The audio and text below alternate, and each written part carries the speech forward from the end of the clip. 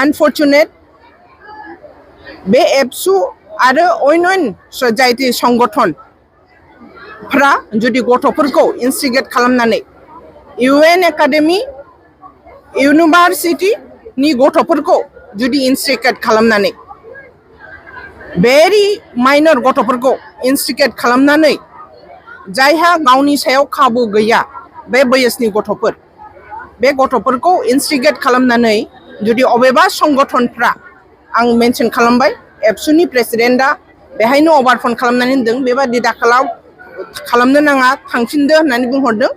गतिके बेफोर खोथाखौ जुदि मिन्थियोब्ला बिथांमोनहानो जड़ित होननानै जों सानो दिस इज भेरि आनफर्चुनेट एसेबां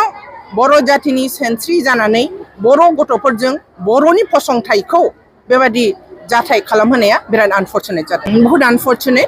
आनफर्चुनेट मोनसे डिमान्डआ जेन्युइन डिमान्ड जानांगौ जेन्युइन डिमान्ड बयबो आबेग दङ जे डिमान्ड खालामदों बियो जेन्युइन आबेग बयहाबो जड़ित दङ किन्तु बेखौ बे नङा दे जोंनि सरकारि जे जोंनि ट्राइबेलनिनो मोनसे माबा फसंथाइ बे फसंथायाव बयनिख्रुइ देरसिन कन्स्टिट्यूशननि बयनिख्रुइ देरसिन मोनसे फसंथाइ जोंनि एसेम्बलि ट्राइबेल एसेम्बलि बे एसेम्बलियाव माबा खालामहैनाया बुख्रुबहैनाया बा बेहाय सिङाव गथ'फोरखौ आनकन्ट्रलेबलि इन्टेन्सन मोनसे बिसोरनाव इनफ्यूज खालामनानै बिसोरखौ इन्जेक्ट खालामनानै बिसोरखौ एसेम्बलियाव फाथायहरनानै बेबादि माबा जाथाय जाहोनाया जोंनि सारा क'क्राझारनि रायजो राजाखौ लाजि फोनांदों आरो सारा बिटिसिनि रायजो राजाफोरखौ आघात होदों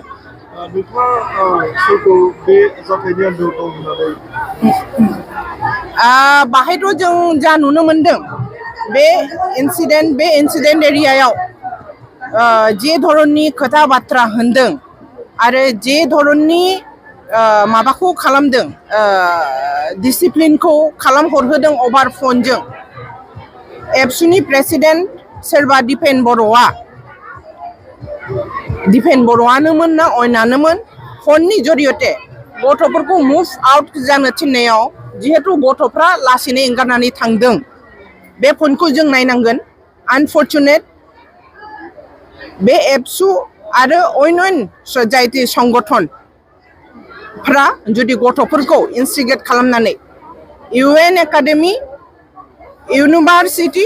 नि गथ'फोरखौ जुदि इन्स्टिगेट खालामनानै भेरि माइनर गथ'फोरखौ इन्स्टिगेट खालामनानै जायहा गावनि सायाव खाबु गैया बे बैसोनि गथ'फोर बे गथ'फोरखौ इन्स्टिगेट खालामनानै जुदि अबेबा संगठनफ्रा आं मेनसन खालामबाय एबसुनि प्रेसिडेन्टआ बेहायनो अभारफन खालामनानै होनदों बेबादि खालामनो नाङा थांफिनदो होननानै बुंहरदों गतिके बेफोर खोथाखौ जुदि मिन्थियोब्ला बिथांमोनहानो जड़ित होननानै जों सानो दिस इज भेरि आनफर्चुनेट एसेबां बर' जातिनि सेनस्रि जानानै बर' गथ'फोरजों बर'नि फसंथाइखौ बेबादि जाथाय खालामहोनाया बिराद आनफर्चुनेट जादों फरायसाफोरनि हेंथायै माबाफोर राहा लागोन नामा फरायसाफ्रा लेखा फरायनांगौ केरियार बानायनांगौ मोजां इउनिभार्सिटी खालामनानै होदों हाग्रामा महिलारिया मोजां institution educational institution CIT engineering college फसंथायनानै होदों मोजां स्कुल सेंट्रेल स्कुल बाहाय दङ उमुक दङ व्यक्तिगत स्कुलाव अबे व्यक्तिगत स्कुलनि गथ'फ्रा इनडिसिप्लिन खालामदों बेनि सायाव क'क्राझारनि रायजो राजाफ्रा आरो दस्रा बे माबायाव प्राइभेट स्कुलफ्राव स्पेशली UN एकाडेमी होननानै बुंनाय एकाडेमीनि प्राइभेट इन्स्टिट्यूशननि गथ'फोरखौ जों नुनो मोनदों स्कुल इउनिफर्मावबो फैदों गतिके बे गथ'फोरखौ जेन' डिसिप्लिन खालामो गथ'फोरखौ जेन' इनजेक्टेड माखासे गाज्रि खोथा सोनानै बिसोरखौ प्रदूषित खालामाबालानो बिसोरखौ मोजां खोथा सोनानै लेखा गोरों आरो जौगाथिनि खामानि आरो जातिखौ रेसपेक्ट खालामनो आरो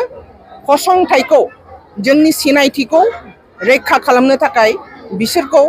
जेन' उपदेश परामर्श होयो बिसोरनि स्कुलाव बेनि थाखाय आङो बिथांमोनखौबो खावलायगोन धन्यबाद